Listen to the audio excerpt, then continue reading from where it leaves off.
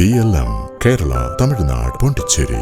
Palakkad Thrithala കണ്ണന്നൂരിൽ pump ഹൗസിലെ മോട്ടറിനുള്ളിൽ നിന്നും എല്ല് കഷ്ണങ്ങൾ കണ്ടെത്തി. വെള്ളത്തിന്റെ അളവിൽ വലിയ കുറവ് അനുഭവപ്പെട്ടതിനെ തുടർന്ന് നടത്തിയ പരിശോധനയിലാണ് എല്ല് കഷ്ണങ്ങൾ കണ്ടെത്തിയത്. ചെറുകിട ജലസേചന വകുപ്പിന് കീഴിലെ തൃത്താല കണ്ണന്നൂരുള്ള പമ്പ് ഹൗസിലെ മോട്ടോറിനുള്ളിൽ നിന്നുമാണ് എല്ല് കഷ്ണങ്ങൾ കണ്ടെത്തിയത്. VK കടവ് പാടശേഖരത്തിലേക്ക് ഭാരതപ്പുഴയിൽ നിന്നും വെള്ളം പമ്പ് ചെയ്യുന്ന മോട്ടോറിനുള്ളിലാണ് കഷ്ണങ്ങൾ കണ്ടെത്തിയത്.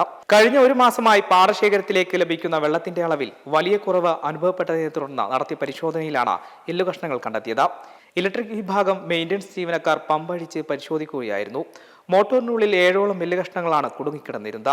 പ്രാഥമിക പരിശോധനയിൽ ഇവ കന്നുകാലികളുടേതാണെന്നാണ് സൂചന.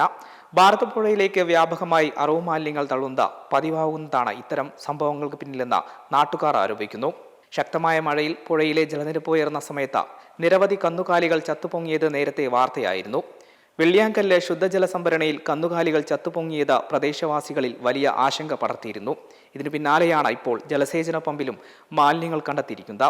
പുഴയിലേക്ക് അറവ് മാലിന്യങ്ങൾ തള്ളുന്ന കേന്ദ്രങ്ങളെ കണ്ടെത്തണമെന്നും അവർക്കെതിരെ കർശന നിയമ നടപടികൾ സ്വീകരിക്കുമെന്നും നാട്ടുകാർ ആവശ്യപ്പെട്ടു.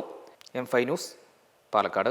മെമ്പർമാരുടെ നിക്ഷേപങ്ങൾക്ക് ഉയർന്ന ലാഭവിഹിതം നൽകുന്ന കേന്ദ്ര സർക്കാർ സഹകരണ രജിസ്റ്റേർഡ് സൊസൈറ്റി ഭാരത് ലജ്ന multi state housing cooperative society limited.